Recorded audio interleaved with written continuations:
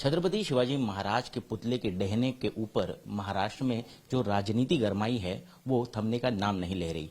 हमारे साथ कांग्रेस के वरिष्ठ नेता और पूर्व मुख्यमंत्री पृथ्वीराज चव्हाण हैं। हम उनसे जानने की कोशिश करेंगे। सर, आपने इसके खिलाफ कल मुंबई में एक बहुत बड़ा मोर्चा तो निकाला, लेकिन तुरंत उसके बाद राज्य के उप मुख्यमंत्री देवेंद्र फडणवीस कहते हैं कि इतने सालों से कांग्रेस जो है वो शिवाजी महाराज का झूठा इतिहास बताते आई है। उन्होंने डिस्कवरी ऑफ इंडिया ये नेहरू जी के बुक का दाखिला भी दिया है और उनका कहना है कि क्या उसके ऊपर कांग्रेस और महाविकास आघाड़ी के नेता माफी मांगेंगे। पहली बात तो यह है कि मुझे अगर देवेंद्र फडणवीस जी बताए कि कौन से पैराग्राफ पर उनको आपत्ति है, और पता नहीं देवेंद्र फडणवीस जी कब से इतिहासकार बने। नेहरू जी एक बहुत ही महान देशभक्त थे, एक स्वतंत्रता सेनानी थे। 10 साल तक वो ब्रिटिशों की जेल में पड़े रहे, जबकि भाजपा के नेता, आरएसएस के नेता माफी मांगते फिर रहे थे।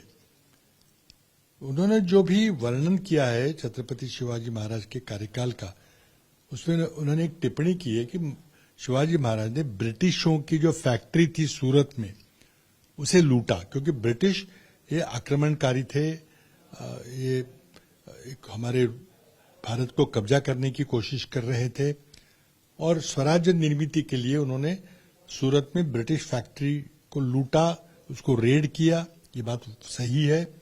और वो मुगलिया सल्तनत के खिलाफ भी मराठा सेनाएं हमेशा उनको तंग करती थी, उनके हमले करती थी, उनके कैंप लूटती थी। ये तो विपक्ष जो विदेशी आक्रमणकारी हैं उनके खिलाफ तो कोई भी देशभक्त सेनानी, देशभक्त राजा, देशभक्त नेता उस पर तो लड़ेगा जरूर।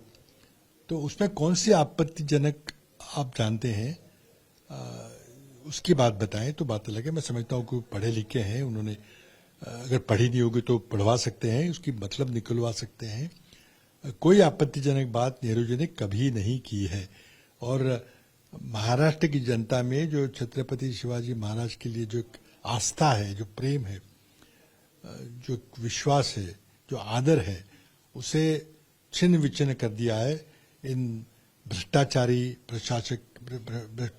सरकार ने।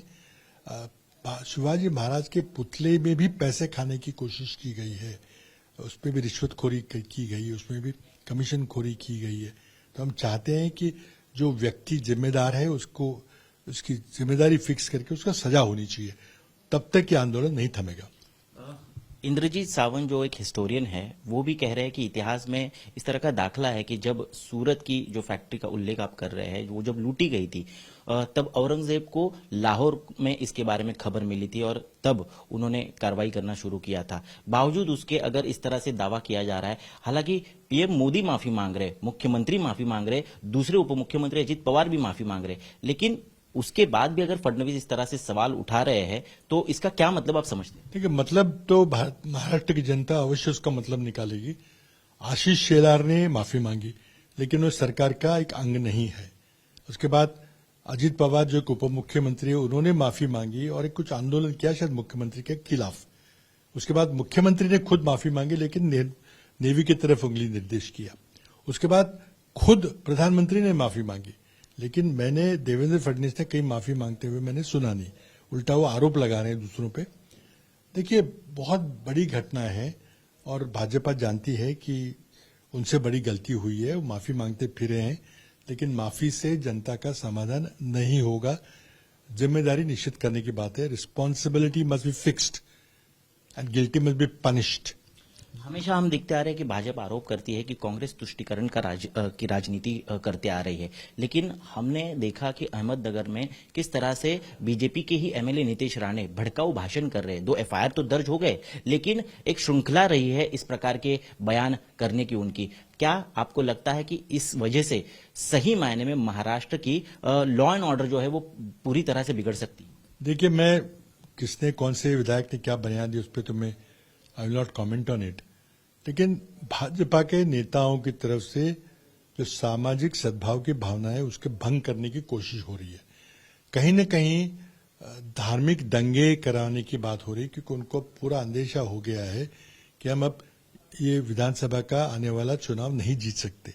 एकमात्र अगर कुछ पैसे वगैरह दे के कुछ लाड़की बहन जैसी स्कीमें ला के कुछ वोट मिलेंगे, ऐसी कोशिश कर रहे हैं। कुछ अगर रिलीजियस पोलराइजेशन करके, धार्मिक ध्रुवीकरण करके, दंगे फसाद करा के कुछ वोट मिल सकते हैं कि उसकी कोशिश कर रहे हैं। और ये भाजपा के जो विधायक है, भाजपा के जो नेता है, उनको बताया जा रहा है, टास्क दिया जा रहा है कि आप करिए और दंगा फसाद कराने की कोशिश की। समझा?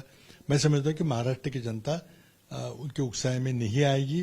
महाराष्ट्र की जनता शांति प्रिय है। हमारा उद्योग व्यापार एक शांतिपूर्ण वातावरण में पनपता है। अगर दंगे होते तो सारा व्यापार तहस नहस हो जाएगा। इसलिए ऐसे कोई भी उकसाऊ भाषण करें, उकसाऊ बातें करें तो उसको कोई गंभीरता से नहीं लेगा। आखिरी सवाल, क्योंकि एक तरफ इस तरह की बयानबाजी हो रही है, अस्मिता की राजनीति होती दिख रही है, तो दूसरी तरफ कहीं ना कहीं महाराष्ट्र में जो चुनाव है वो पोस्टपोन हो सकते, इस तरह की बात कही जा रही है। आपका आकलन क्या है इसके बारे में? देखिए, महाराष्ट्र के चुनाव जो हरियाणा के चुनाव के साथ अब तक होते थे, वो तो सरकार ने टाल दिए हैं। हो सकता है कि चुनाव नवंबर में हो, क्योंकि 26 नवंबर तक नई विधानसभा का गठन होना आवश्यक है। तो हो सकता है कि 15-20 तारीख की उनके कुछ तारीख हो, तो ये पहले से ही पोस्टपोन किए जा चुके हैं।